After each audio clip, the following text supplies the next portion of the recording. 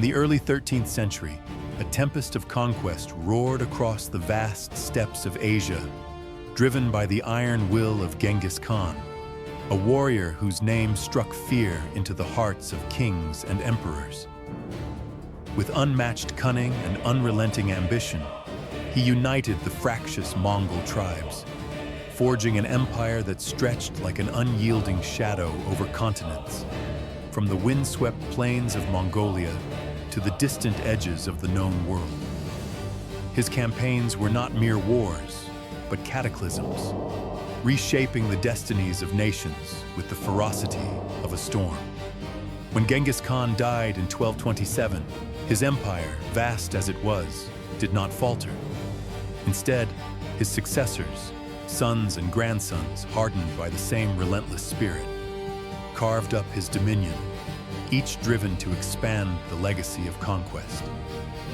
Among them stood Hulagu Khan, a grandson whose piercing gaze turned westward to the Middle East.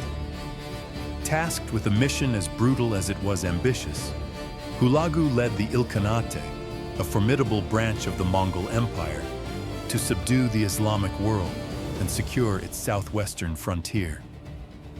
His campaign would not only challenge empires, but alter the course of history, leaving a trail of fire and ruin in its wake.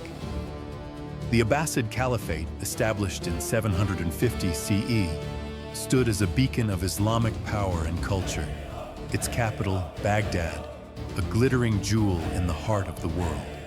Nestled along the banks of the Tigris River, Baghdad thrived as a nexus of trade, its bustling markets overflowing with silks from the east, spices from distant lands, and gold amassed through taxes that flowed like rivers into the caliph's coffers. By the 13th century, the city had become the unrivaled epicenter of the Islamic Golden Age, a vibrant hub where the air hummed with the verses of poets, the debates of philosophers, and the discoveries of scientists. The House of Wisdom, a grand library and intellectual haven, drew scholars from across the globe, their scrolls and codices preserving knowledge that illuminated the world. Musicians filled the streets with melodies, while artisans crafted works of breathtaking beauty. Baghdad was not merely a city, it was the intellectual heartbeat of humanity. Yet beneath this splendor, cracks had begun to form. By the 13th century, the Abbasid Caliphate was a shadow of its former glory.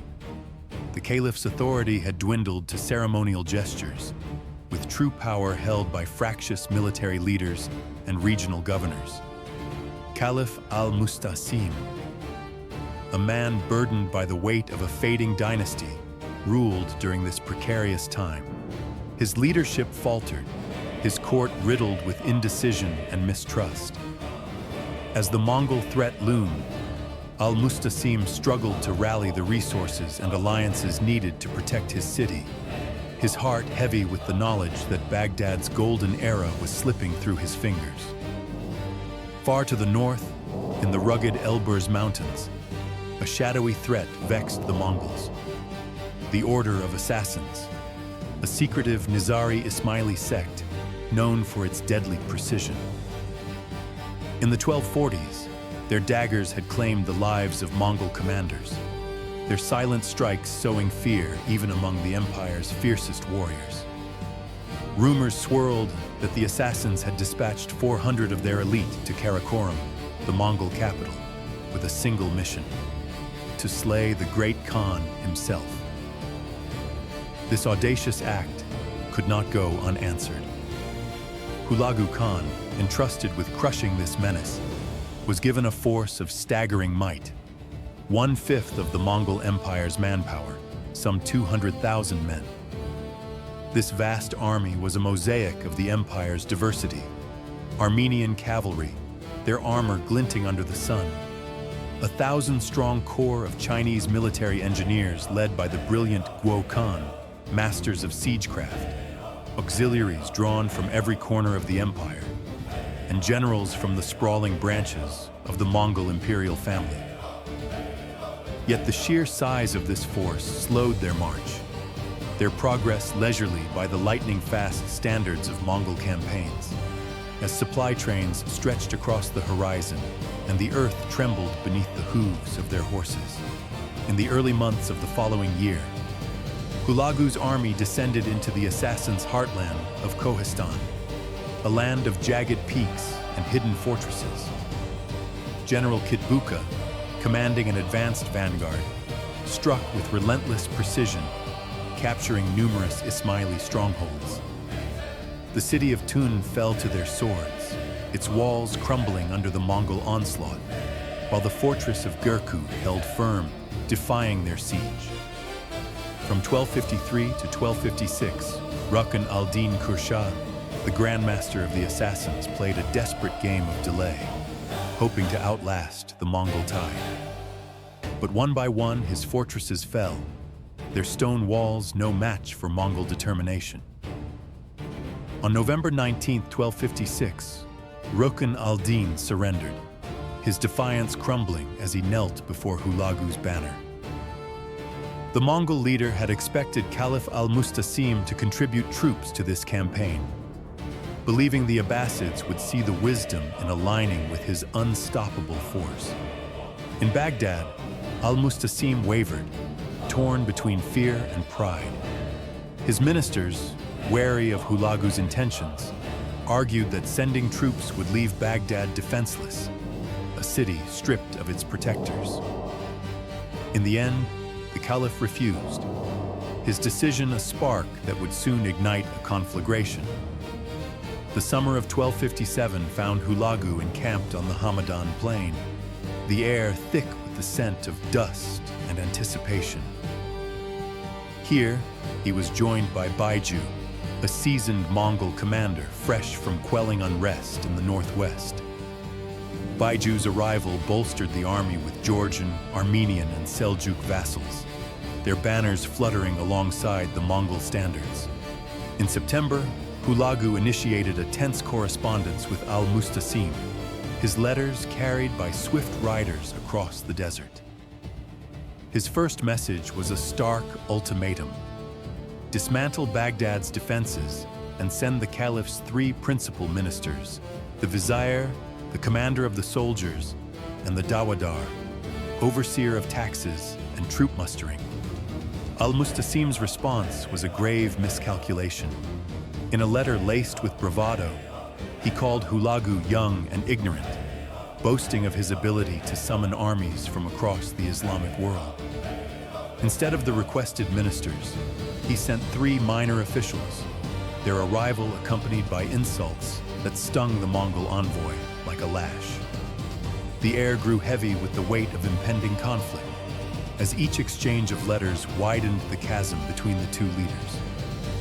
When further correspondence yielded no progress, Hulagu's patience wore thin. In the flickering light of his war tent, he consulted his advisors, their voices low as they debated the logistics of assaulting a city as storied as Baghdad.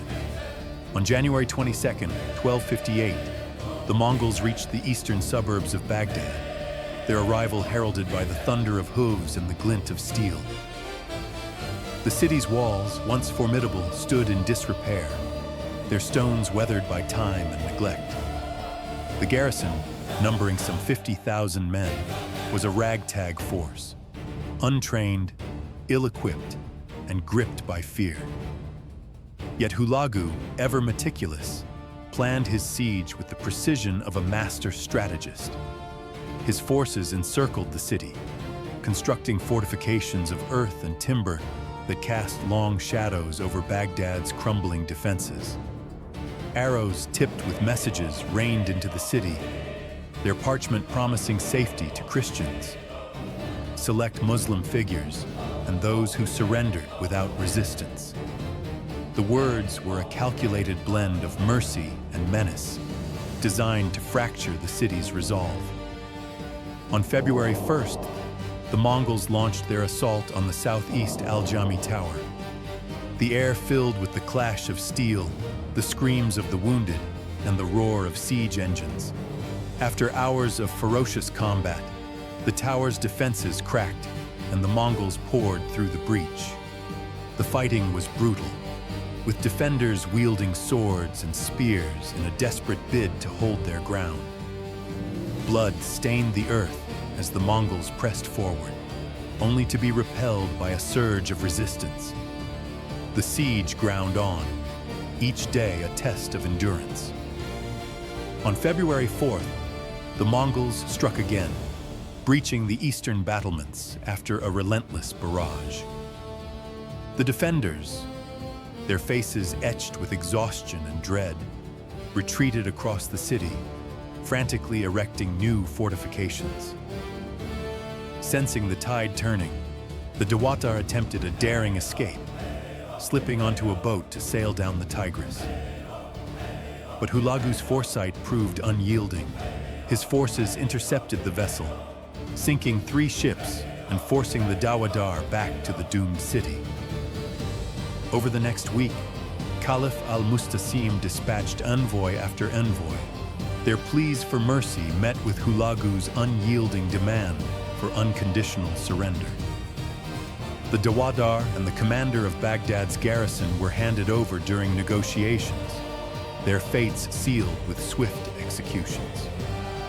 On February 7th, a desperate throng of unarmed soldiers and civilians emerged from the city, clinging to the hope of safe passage to Syria. Instead, they were herded into groups and slaughtered under the cold gaze of Mongol archers. On February 10th, Al-Mustasim, his heart heavy with defeat, surrendered. Accompanied by an embassy that secured promises of safety for his family, he left the city with 3,000 dignitaries, their footsteps echoing with the weight of a fallen empire. Hulagu commanded the Caliph to order Baghdad's population to lay down their arms and leave the city. Those who complied, trusting in mercy, met a merciless end.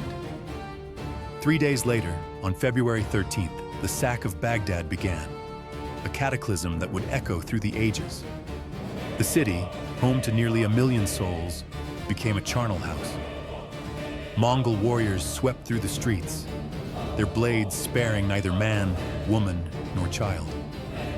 The Tigris ran red, its waters choked with the bodies of the fallen. The House of Wisdom, that hallowed sanctuary of knowledge, was reduced to ashes, its priceless manuscripts and books consumed by flames or cast into the river, their ink dissolving into oblivion. Scholars, scientists, and poets, bearers of the Islamic Golden Age's brilliance, either perished in the carnage or fled into the wilderness, their voices silenced.